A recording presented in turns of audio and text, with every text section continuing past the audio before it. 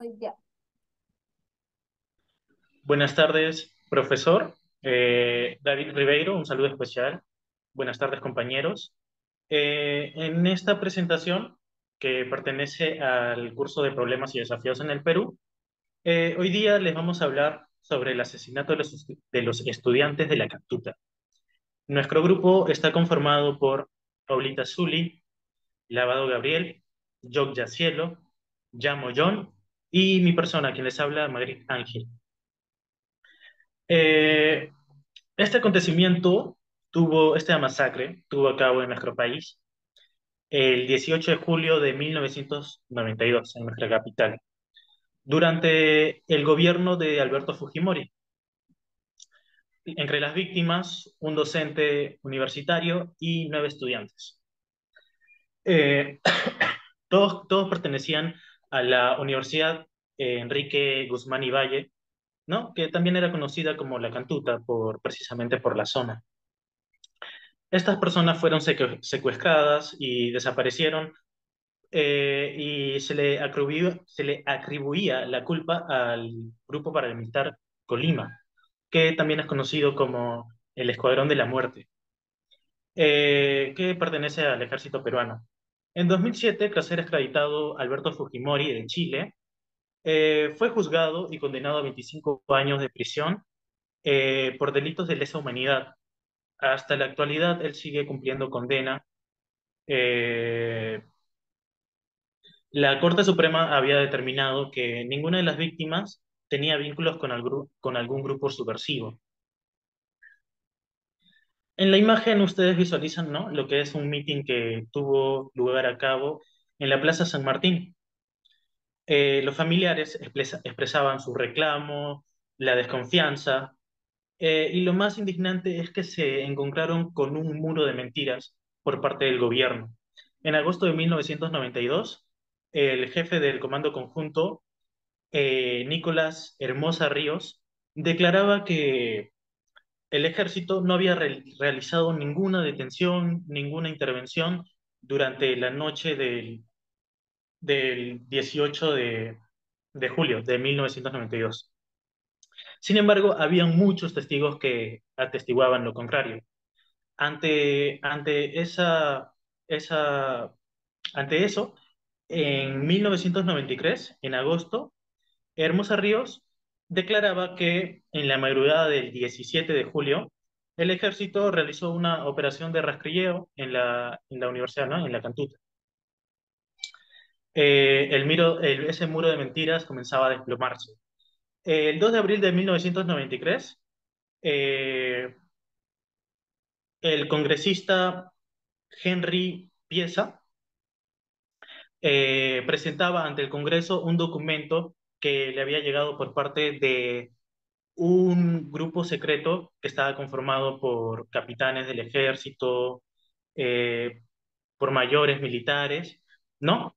Este documento señalaba que los estudiantes habían sido asesinados por un grupo especial del gobierno, ¿no?, que se encargaba de realizar ese tipo de trabajos. Eh, Ahora, en las imágenes, ¿no?, por ejemplo, visualizan lo que habían denominado en aquel entonces las llaves del horror. Fueron 4 llaves que se encontraron entre los restos de los estudiantes que fueron encontrados en las fosas de Cieneguilla, ¿no? Que contradecían el argumento del gobierno, ¿no?, que habían señalado que no habían sido secuestrados.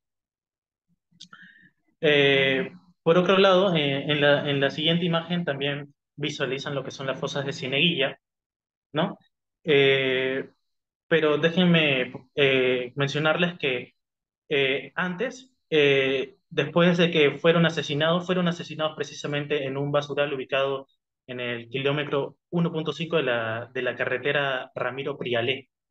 Posteriormente fueron trasladados, ante el miedo de que sean encontrados los cuerpos, fueron trasladados a las fosas de Cieneguilla, ¿no? Eh, eh, bueno, a continuación le doy pase a mi compañero. Bueno, estos hechos ocurrieron en la noche del 17 de julio de 1992, cuando los estudiantes de la Universidad de Educación Enrique Guzmán y Valle realizaban una celebración para los cumpleaños de los alumnos del primer semestre, pero estos se vieron obligados a cancelar la reunión porque los militares controlaban todas las universidades estatales en ese tiempo por las decisiones de Alberto Fujimori. Y también había un toque de queda de 9 de la noche a 7 de la mañana. Por este motivo, los alumnos que vivían fuera se vieron obligados a quedarse en los internados. Horas más tarde, en la madrugada del 18 de julio de 1992, el grupo Colina ingresó en la Universidad de La Cantuta con la orden de capturar a los posibles sospechosos del atentado de Tarata y que pertenecían al grupo de Sendero Luminoso. Con la información que habían recibido de un infiltrado por parte del ejército y un profesor que se les había unido con un pasamontañas para que no lo identificaran, seleccionaron a 9 estudiantes y un profesor de biología, a los cuales los golpearon y los introdujeron en camionetas negras y se dirigieron hacia las afueras de Lima por la carretera Ramiro Prialé, hasta llegar a un basural conocido como la Boca del Diablo. Ahí los torturaron y los asesinaron con disparos en la cabeza. Posteriormente los enterraron antes de que llegara el amanecer. Días después, este grupo militar, nerviosos de que fueran los cuerpos descubiertos por los campesinos que vivían por la zona, decidieron en la madrugada del 20 de julio trasladar estos cuerpos hacia las quebradas en un cerro en Chavilca, en Cieneguilla. Ahí los quemaron y los sepultaron en distintas fosas clandestinas. Bueno, las víctimas de esta masacre fueron Bertila Lozano Torres, Dora Oyagüe Fierro, Luis Enrique Ortiz Perea, Armando Richard Amaro Cóndor, Heráclides Pablo Mesa, Robert Edgar, Teodoro Espinosa, Marcelino Rosales Cárdenas, Juan Gabriel Mariños Figueroa y el profesor de biología Hugo Muñoz Sánchez. A continuación le paso la palabra a mi compañera. Luego de varios años de ser reportados como desaparecidos, eh, el mes de abril de 1953, un humilde señor y chatarrero o reciclador llamado Justo Arispasana vivía en Cieneguilla. Él hizo una denuncia contra la fosa donde se encontraban los, los cadáveres enterrados por el grupo Colinas, que se encontraba ubicado a la altura del kilómetro y medio de la carretera Ramiro Piralé. El testimonio y croquis como llegar al lugar fue recogido por el presidente de la Comisión de Investigadora del Congreso, quien en ese entonces era Cáceres.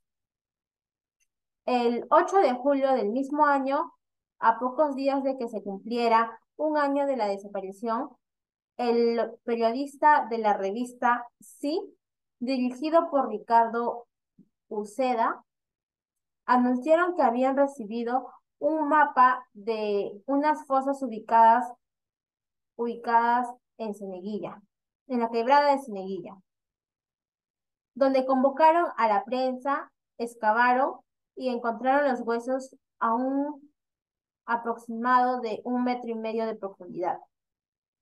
En julio del mismo año se hizo público el hallazgo, el hallazgo y se descubrió la fosa donde además de haber cenizas se encontraron restos y vestigios de materiales, algunos de estos 10 desaparecidos. Según contó la hermana de Enrique Ortiz, uno de los estudiantes, la cual en su cadáver se registró un impacto de bala.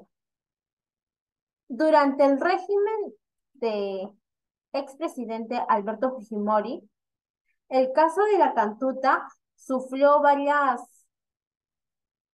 trabas de culpabilidad de los responsables. El juicio que era visto por el Poder Judicial pasó al fuero militar para que para que fueran evitados los altos mandatos castrenses y sean procesados a la justicia ordinaria. En el año 1995 se promulgaron dos leyes de amnistía. Una de ellas es para poder liberar a algunos militares y agentes del,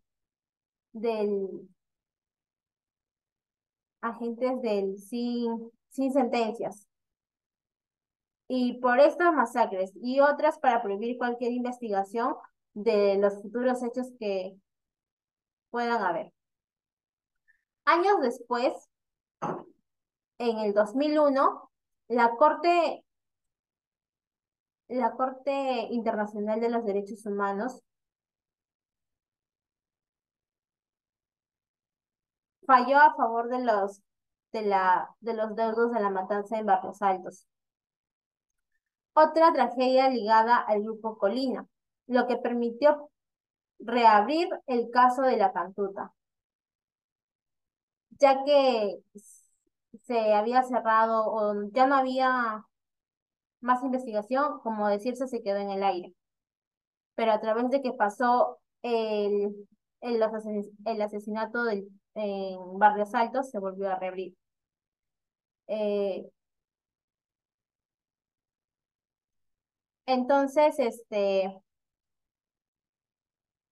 esto permitió de que se reabriera el caso de la Cantuta y lo que trajo como consecuencia en el año 2009 fue de que Alberto Fujimori fuera sentenciado a 25 años de prisión efectiva por ser hallado responsable de las matanzas.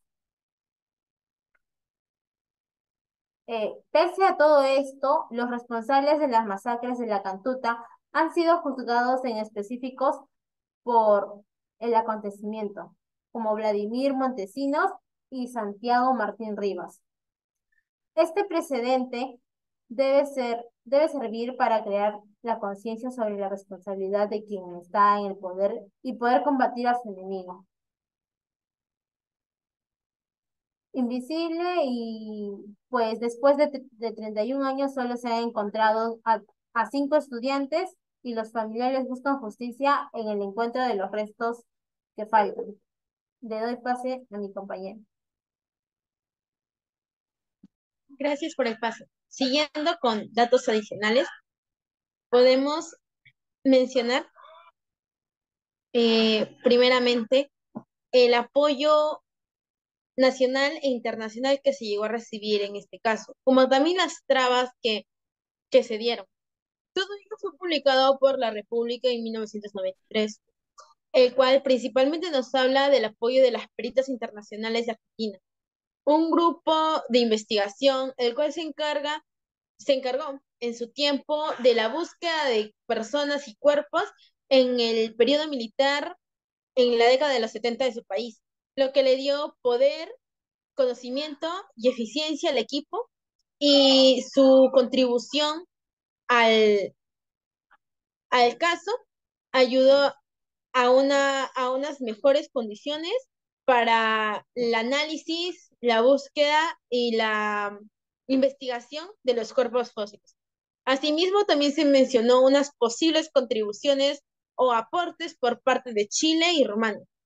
A su vez, se mencionó el aporte efectivo que estaba dando el grupo periodístico denominado Sí, con sus acciones de investigación, al cual le se dieron un método de protección para que siga con estas labores.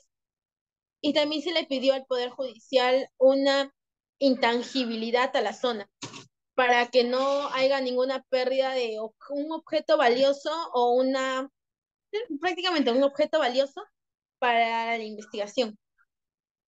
Ante esto, el grupo periodista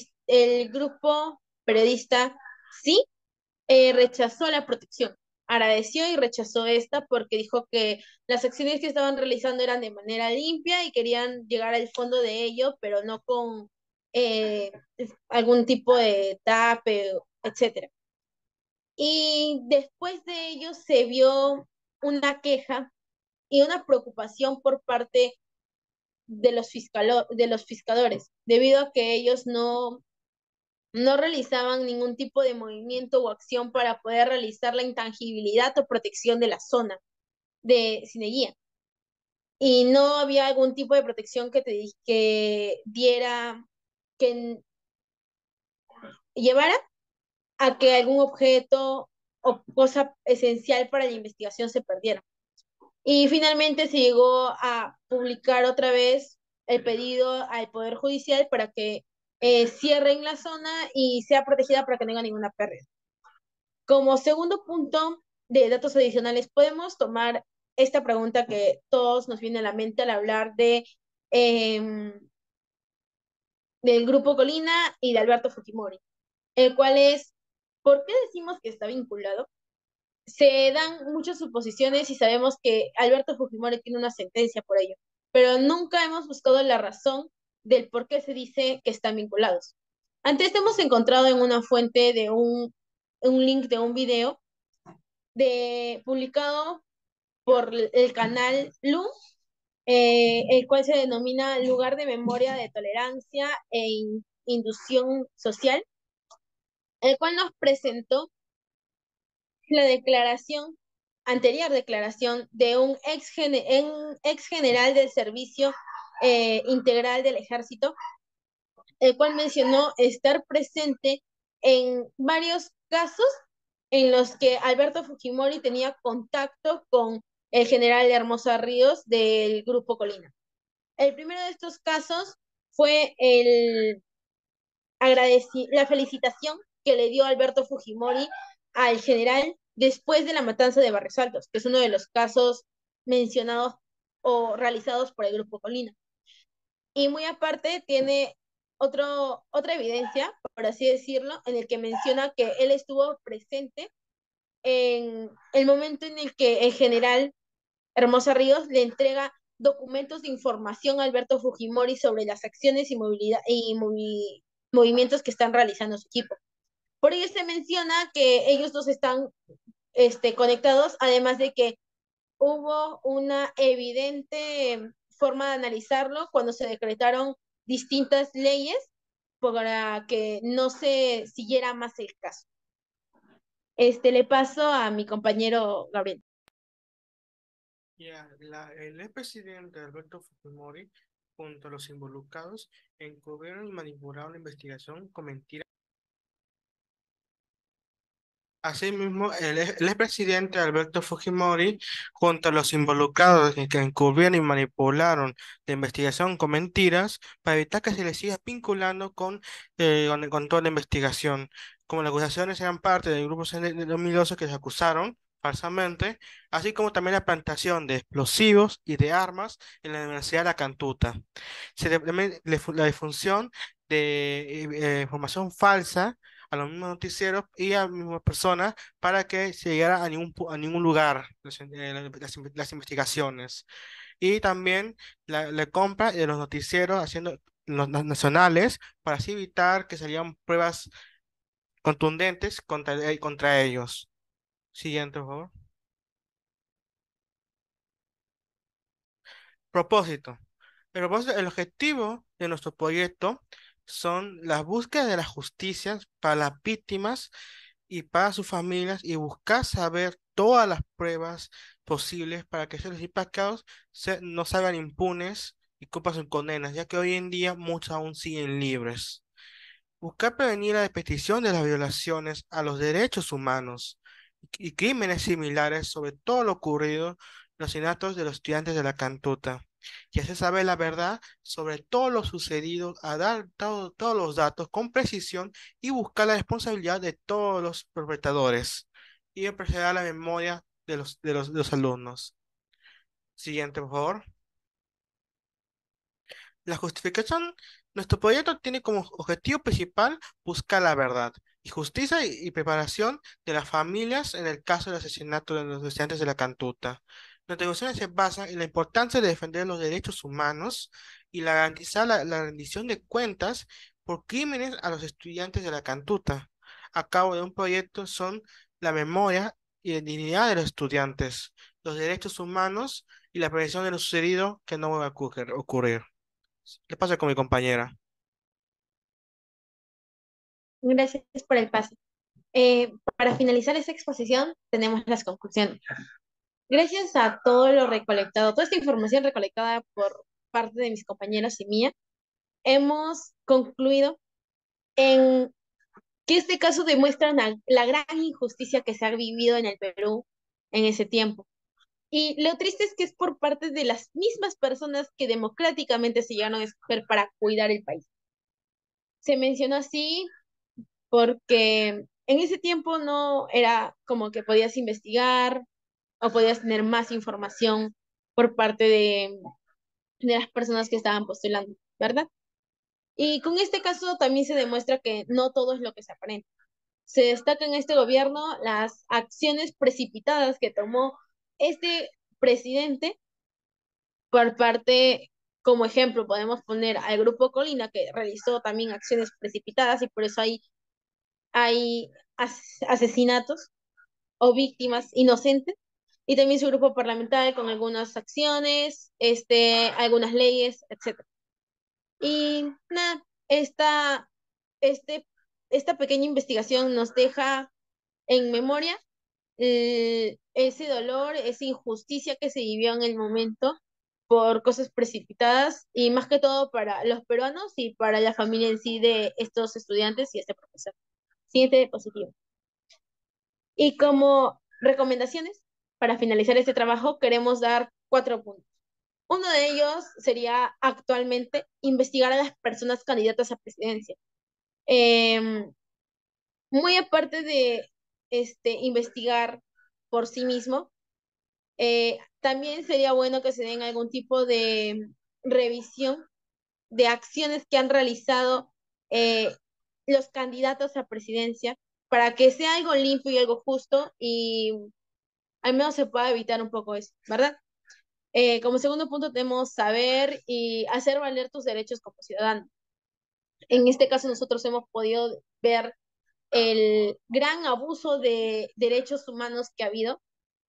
Claro está que en ese tiempo no se podía realizar nada porque era un grupo paramilitar, un grupo de grandes personas y era muy difícil pues poder hacer algo por el caso, pero actualmente sí sabemos que si ocurre algo similar podemos hacer valer nuestros derechos, no solo por la persona que está siendo víctima, sino también uno como ciudadano defendiéndolo. Como tercer punto podemos poner votar responsablemente, como lo mencioné anterior, investigar a la persona por la que verdaderamente vas a votar para que no sucedan casos similares, porque como se mencionó, no todo es lo que aparenta, no todo es lo que verdaderamente luce o trasluce entre la persona.